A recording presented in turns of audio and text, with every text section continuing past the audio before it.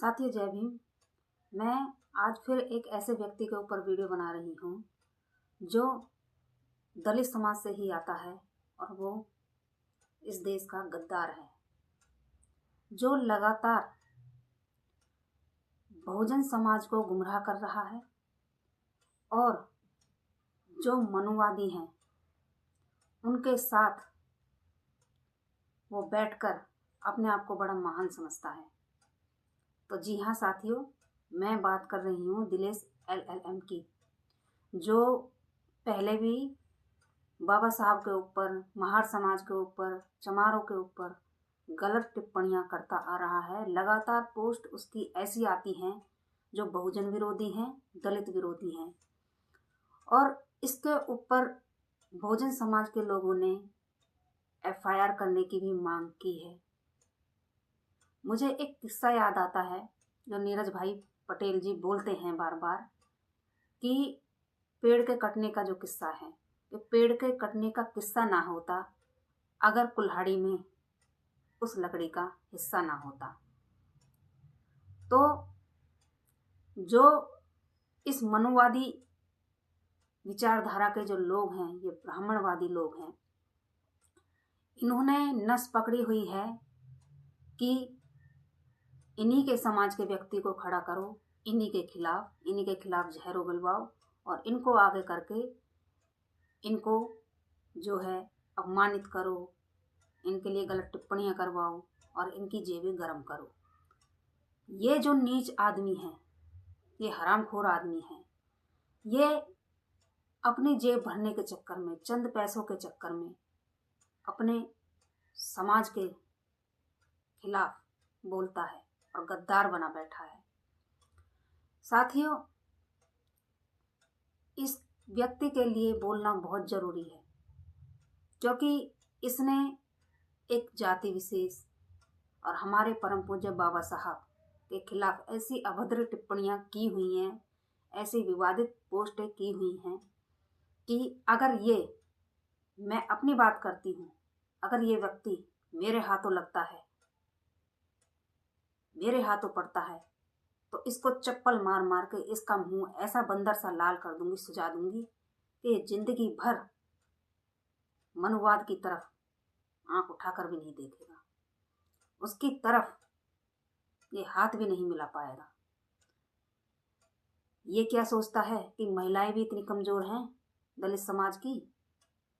अगर ये हमारे हत्थे ही पड़ गया ना तो इसका निकलना भी बहुत मुश्किल है। खैर, अभी तो ये छुपा बैठा है मनुवादियों के संरक्षण में, कभी तो बाहर आएगा, कभी तो निकलेगा।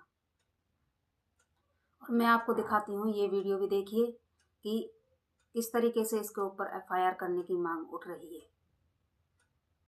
और SC/ST एक्ट के तहत उसमें कार्रवाई की मांग की। और इसी के साथ एक दिनेश LLM है जो हमारे ही समाज से निकलकर एक फर्जी सरदार बना हुआ है। वो गंदी मानसिकता का कीड़ा, असल में तो इस राड की जड़ असल में वो गंदी नाली का कीड़ा है, जिसको समाज ने, हमारे पूरे सखबार समाज ने उसे पूरे मध्य प्रदेश से बहिष्कार कर दिया, उसके परिवार ने बहिष्कार कर दिया। इस दिनेश LLM की हम गिरफ्तारी की मांग कर रहे हैं और इस पर रासुका लगनी चाहिए, क्योंकि वो मध्य प्रदेश का नहीं, पूरे देश का माहौल खराब करने पर तुला हुआ है। तो हम ये चाहते हैं, माननीय DGP साहब और माननीय मुख्यमंत्री जी के नाम हमने आवेदन दिया, मैंने SSP वरिष्ठ पुलिस अधीक्षक मुरैना को, कि इसमें जल्द से जल्द इसे गिरफ्तार किया जाए और इसके खिलाफ SC/ST वो रासुका के तहत कार्रवाई होनी चाहिए। साथियों के ये लोग कितने इस व्यक्ति से कितने आहत हैं और कितने दुखी हैं और इसके खिलाफ लगातार मांग उठ रही है। और जो इसकी पोस्टें हैं वो भी आप पढ़कर देखिए कि किस तरीके से ये इंसान गद्दारी करता है और इसका असली मकसद क्या है। और ये ब्राह्मणवादी लोग जो हैं इसको आगे कर किन लोगों को, ये जो मिशन में डटे हुए हैं, किन लोगों को ये पीछे करना चाहते हैं, उनके मिशन को खराब करना चाहते हैं। और अगर यकीन नहीं आ रहा है तो ये वीडियो भी देख लो कि किस तरीके से बहुजन समाज के युवा इन संघियों के खिलाफ बोल रहे हैं और किस तरह आवाज उठा रहे हैं। ये वीडियो भी देख लो। इसने जो पोस्टें की हैं, मैं पोस्ट आपको पढ़कर बताती हूँ। कि क्या पोस्ट ये व्यक्ति करता है। पहली पोस्ट देखिए आप, ये कुछ दिन पहले ही की गई है कि महाराष्ट्र का पुराना नाम मराठा। इसने जो पोस्ट की है इसको सुनिए। महाराष्ट्र का पुराना नाम महारठा था, जो मूलत मराठों का था, लेकिन भीवा सकपाल ने इसका नाम महाराष्ट्र करवा दिया ताकि इस बात को छिपाया जा सके कि महार अफ्रीका मूल के नहीं हैं। देखिए कितना विवादित इसकी पोस्ट है। दूसरी पोस्ट में ये लिखता है कि अफ्रीकी महारों, गालियां देने से तुम्हारा विदेशीपन छिपेगा नहीं। तुम्हारा डीएनए अफ्रीकी है, तुम्हारा जीनोटाइप और फिनोटाइप अफ्रीकी है, तुम्हारा मूल अफ्रीकी है। अब ये उसके एवज में है जो वामन मेश्राम ने विदेशी ब्राह्मणों के बारे में बताया था कि यूरेशियन हैं ये लोग, और ये यूरोप और एशिया के जंगलों से भागे हुए लोग हैं, जिसको यूरेशिया कहते हैं। तो उसी के उल्टा इन्होंने विरोध में जो है ये लिखा है। ये इसकी स्क्रिप्ट नहीं है, ये उन ब्राह्मणों की स्क्रिप्ट हैं, विदेशी ब्राह्मणों की, और इसको हथियार बनाकर ये लिखवाया जाता है, इससे बुलवाया जाता है, इससे पोस्टें करवाई जाती हैं। आगे ये लिखता है भीम और गाली देता है हमारे समाज को। देखिए क्या लिखा हुआ है कि हर गाली से मेरा संकल्प मजबूत होता है। हम फर्जी संविधान निर्माता, फर्जी मसीहा, देश को तोड़ने की साजिश रचने वाले, संविधान को जलाने वाले और संविधान को खत्म करने की बात करने वाले देशद्रोही अछूतों के विश्वासघाती हैं। और ये बाबा साहब के बारे में लिखता है और कहता है कि तुम्हारे गाली देने से मेरा संकल्प मजबूत होता है। अरे हरामखोर, तेरी ऐसे पोस्टें करने से और तेरी ऐसी बातें करने से बहुजन समाज मजबूत होता है, SC ST OBC एकजुट होता है। और अब लोग लिख भी रहे हैं, यहाँ तक कि OBC समाज के लोग भी लिख रहे हैं कि जब इतना जातिवाद इस समय है तो सोचो कैसे लड़ा होगा वो अकेला इंसान तुम जैसे हरामखोरों के खिलाफ, तुम्हारी इस मनुवादी व्यवस्था के खिलाफ।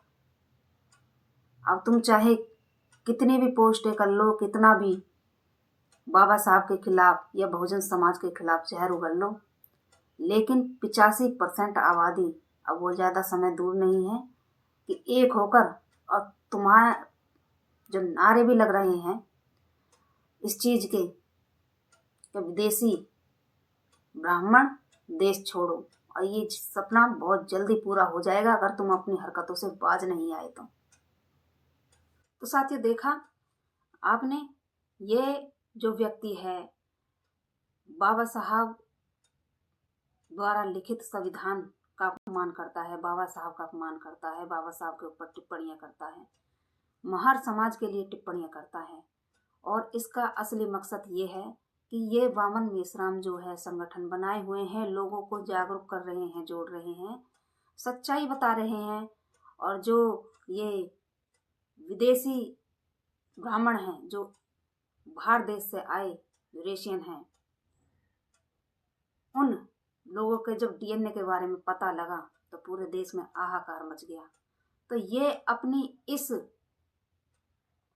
कृत्य को छुपाने के लिए, इस सच्चाई को छुपाने के लिए अब वामन मेश्राम जो है उनको महार जाति पर हमला करके और उनको ही अफ्रीकी बता रहे हैं, उनको ही विदेशी बता रहे हैं। क्या इनके ये बताने से लोग इतने गुमराह हो जाएंगे कि अपने ही समाज के लोगों का साथ छोड़ देंगे? बिल्कुल नहीं। जो बाबा साहब ने हमें संवैधानिक दर्जा दिया है, SC ST OBC का दर्जा, साथियों जातियों में ना बंटकर हमको एक समूह में बंधना है। और लोगों को समझ में भी आ रहा है। ये व्यक्ति UCG बिल के ऊपर भी बहुत अभद्र टिप्पणी कर रहा है कि इस बिल को खत्म होना चाहिए। तो ये इसकी भाषा नहीं है, ये उन मनुवादियों की भाषा है, ये उन ब्राह्मणवादियों की भाषा है जो इसके द्वारा बुलवाई जा रही है। अब लोग इतने बेवकूफ़ नहीं हैं और हमारे लोग लाठी डंडे खाकर भी इन मनुवादियों का सामना करेंगे। इस जैसे नालायक लोग अपने ही समाज के कितने हैं जो इस तरह की नीच हरकतें करते हैं।